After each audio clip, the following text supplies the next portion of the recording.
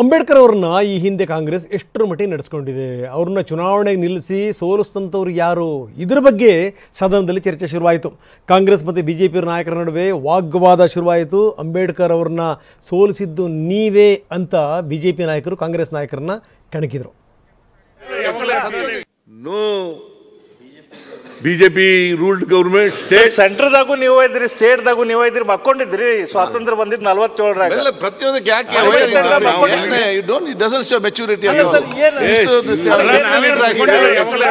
ಏನ್ ಮಾತಾಡ್ತೀರಿ? ನಾವು ಮೊದಲು ಯಾಕೆ ಸಣ್ಣ ಮಕ್ಕಳಾಗಿ ಪ್ರತಿಯೊಂದೇ ಕೂಡ ಪ್ರತಿಯೊಂದು ಯಾರಿಗೂ ಮಾತಾಡಬಹುದು. ಅಂಬೇಡ್ಕರ್ ಅವರನ್ನ ಚುನಾವಣೆ ಸೋಲಿಸಿದವರು ಯಾರು ಗುರುಗಳೇ?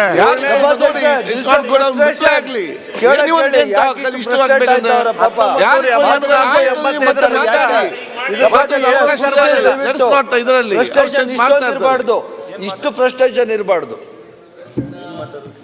ಎಲ್ಲ ಫ್ರಸ್ಟ್ರೇಟ್ ಆಗ್ಬಿಟ್ಟಿದೆ ಕಣ, ಫ್ರಸ್ಟ್ರೇಟ್ ಆಗ್ಬಿಟ್ಟು ಜಾಸ್ತಿ ಪಾಪ, ಬಹಳ ಫ್ರಸ್ಟ್ರೇಷನ್. ಅಂಬೇಡ್ಕರ್ ಅನ್ನ ಚುನಾವಣೆಯಲ್ಲಿ ಸೋಲಿಸಿದವರು ಯಾರ್ರಿ?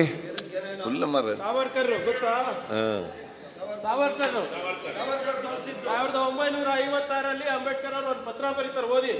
ಅದ್ರಲ್ಲಿ ಸಾವರ್ಕರ್ ಅವರ ಹೆಸರು ಬರೆದಿದ್ದಾರೆ. ಉತ್ತರ ಕೊಟ್ಟಿದ್ದಾರೆ ನೋಡಿ. ಸುಮ್ಮನೆ ಗೆದ್ದವ್ರು ಯಾರು ಅವ್ರ ವಿರುದ್ಧ? ಅಂಬೇಡ್ಕರ್ ಅವ್ರನ್ನ ಸೋಲಿಸಿದವ್ರು ಯಾರು? ಯಾವ ಪಾರ್ಟಿ ನಿಂತಿದ್ರು?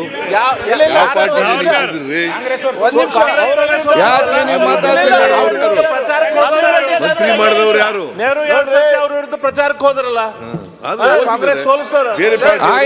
ಅವ್ರು ಮಂತ್ರಿ ಮಂಡಲದಿಂದ ಹೊರ ಹಾಕಿದವ್ರು ಯಾರು? ಅವ್ರು ನೋಡ್ದಂಗ್ ಮಾಡಿದವ್ರು ಯಾರು?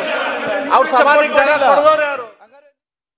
ಸದನದ ಚರ್ಚೆ ಏನಾದರೂ ಸ್ವಾರಸ್ಯಕರ ಅಂತ ಅನ್ಸುತ್ತಾ? ಯಾಕಂದರೆ ಇವರು ಇಬ್ಬರನ್ನ ಮಾತ್ರ ಪಂಚ ಮಾಡ್ತಾರೆ. ಏನಾದರೂ ಉಪಮುಖ್ಯಮಂತ್ರಿಗಳು ಮಾತಾಡಬೇಕಾರೆ, ಮುಖ್ಯಮಂತ್ರಿಗಳು ಮಾತಾಡಬೇಕಾರೆ, ಬೇರೆಯವ್ರು ಯಾರು ಮಾತಾಡುವಂಥ ಸಂದರ್ಭದಲ್ಲೂ ಕೂಡ ಏನಂದ್ರೆ ಏನೂ ಗೊತ್ತಾಗಲ್ಲ.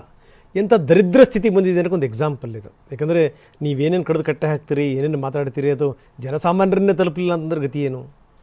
ಇಲ್ಲಿ ಇದೆಲ್ಲದರ ಜೊತೆಗೆ ಸದನದಲ್ಲಿ ಕರಿಮಣಿ ಮಾಲೀಕನ ಬಗ್ಗೆನೂ ಕೂಡ ಸ್ವಾರಸ್ಯಕರವಾದಂಥ ಚರ್ಚೆ ನಡೀತು. ಈ ಕರಿಮಣಿ ಮಾಲೀಕ ಯಾರು ಅಂತ ಸುನೀಲ್ ಕುಮಾರ್ ಕೇಳಿದಂಥ ಪ್ರಶ್ನೆ, ಸುನೀಲ್ ಕುಮಾರ್ ಹೇಳಿಕೆಗೆ ಸಿದ್ದರಾಮಯ್ಯ ತಿರುಗೇಟನ್ನು ಕೊಟ್ಟರು. ಅಶೋಕ್ ಅವರು ಮತ್ತು ಸುನೀಲ್ ಕುಮಾರ್ ಅವರು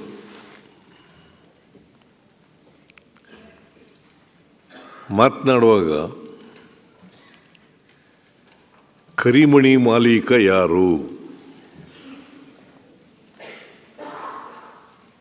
ಕರಿಮಣಿ ಮಾಲೀಕ ಯಾರು ಅಂತೇಳಿ ಪ್ರಶ್ನೆಯನ್ನು ಮಾಡಿದ್ದಾರೆ. ಇದು ನನ್ನ ಪ್ರಕಾರ, ಬಹುತೇಕ ಸದಸ್ಯರ ಪ್ರಕಾರ ಅಭಿರುಚಿಹೀನ ಮಾತುಗಳು ಅಂಥೇಳಿ ನಾನು ಅನ್ಕೋತೀನಿ.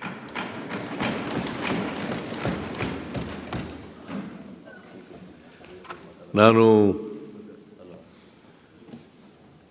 ವಿರೋಧ ಪಕ್ಷದ ನಾಯಕರಾದಂಥ ಮಾನ್ಯ ಅಶೋಕ್